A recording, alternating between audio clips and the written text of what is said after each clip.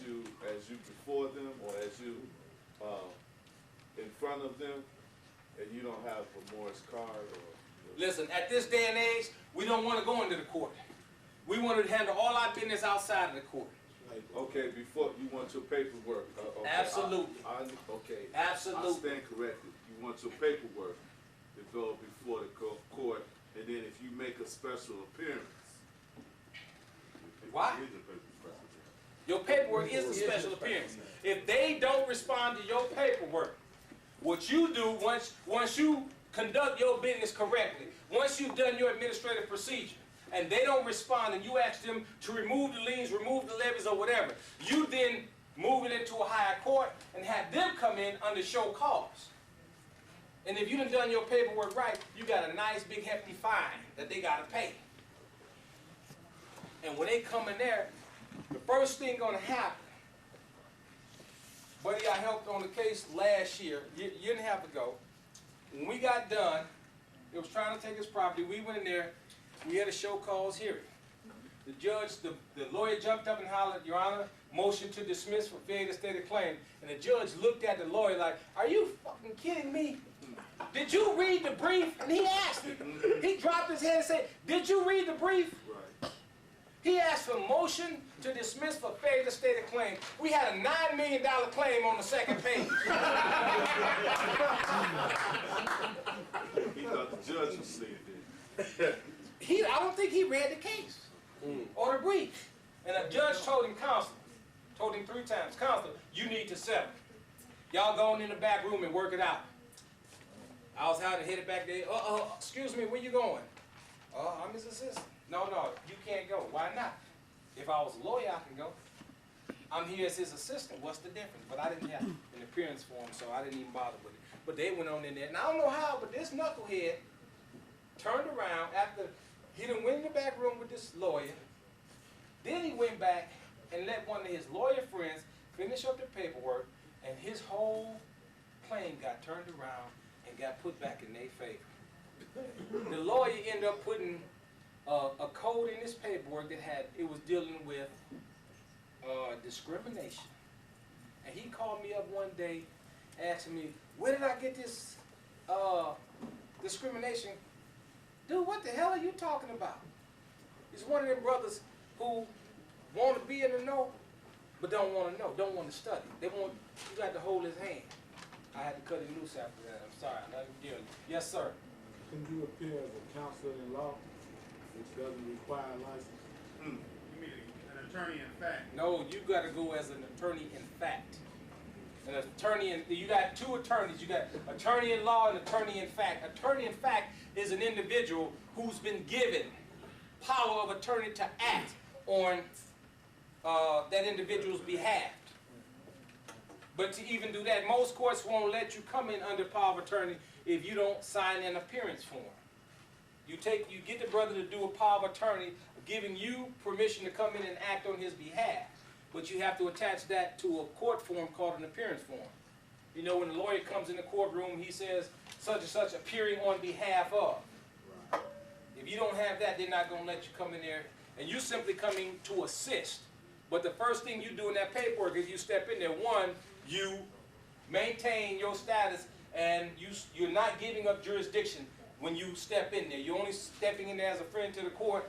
2, you're not a lawyer and not trained in the law, so they are to look at you as one who is not trained in the law, and everything is to be looked at in your favor since you're not a lawyer. And those are things you want to put on the record before you step up in there to keep them in check.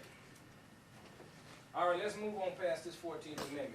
Article 1, Section 10, Clause 1, or Article 1, Section 10. Somebody tell me what it say. Gold and silver. Okay, give me a little more now. Yeah, that's the only thing used to discharge your debt. Yeah, what else does it say? About who can produce the gold and silver to Congress. Who has the power to print it or to Coin. Coin money. Coin money. Let me read it. We're going to bring it on down. Article 1, Section 10. No state shall enter into any treaty, alliance, or confederation, grant letters of marque or reprisal, coin money, emit bills of credit, make anything but gold and silver coin a tender in payment of debts. Did y'all hear what I said? We have bukus of crime committed right off of what I said. This says, shall emit coin money, emit bills of credit. Y'all know what y'all holding in y'all pocket? Bills of credit. That's illegal. Guess what is illegal? The fact that they have been printed and you have them, but it says you've been using them to do what? Pay your debts, right? This says that nothing but gold and silver coin shall be used as a tender in payment of a debt. We ain't got no business having issues with anybody in government when it comes to money. You can't pay a fine. You can't.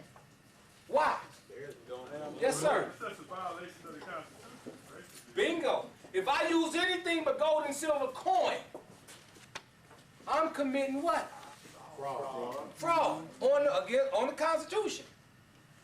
If I pay you with anything, and you think we ain't walked in there and told the judge, I'm sorry, I can't pay. What do you suggest I pay this in, because there's no gold and silver? In debtor jail, go to jail and pay off your debt. No. You ask him, if there's no gold and silver, There's no debt. what do you want me to pay this with? If he slip up and say Federal Reserve notes, he's got it. Because didn't he swear an oath to do something? So get him to tell you to pay it. Get him to tell you to pay it. What is, sir, I'm sorry, but there is no money. There has been no money. The abrogation clause of the gold and silver took it away in 1933, and the Constitution says I can only pay a debt in gold and silver coin. Say that on the record and watch it. And then ask him to suggest what you pay it in. Watch him. I'm gonna tell you, he gonna sit down. He gonna want to pull a pistol out on you. Because we had 3 judgments, 3 fines set aside. That's all they can do. Ain't no money. Set it aside until the gold is restored, and I'll come back. That's gonna be a while. That 110 can stop so much grief from government collecting. And we think this thing ain't important. We think it is not important. You ain't got a better weapon on this planet, in this country, than this here. You don't. You don't. You know why? Because see, they can match us with the guns. Hell, they'll bring in folks from Europe and everywhere else. But this here, you got them. You got them. Walk in there and go pull up their oath and attach it to your paperwork. And put Article 1, Article 6, Clause 2, that they have sworn an oath to uphold the Constitution. And when you walk in there, you read everything into the record based on this article. It says that government shall tender nothing but gold and silver coin in payment of a debt. To emit bills of credit is illegal. I don't want none of them on me. I don't want to violate the Constitution. Do you, Your Honor? I'm trying to be a lawful citizen. I'm trying to uphold the Constitution. Do you suggest that I pay? What do you suggest if there's no gold and silver? Say that to them fools. You're gonna turn the court upside down. Get him out of here. Yes, sir. How can you, how can we get a copy of their oath of office? The county or the state? They're public. You know how to use it? It's on the internet. You can pull them up. The county, if they're not recorded in the county, they're recorded at the state, Secretary of State office. You mean the particular magistrates? Yes, sir. It's- Yes, sir. It's filed. County and the state on file, and you can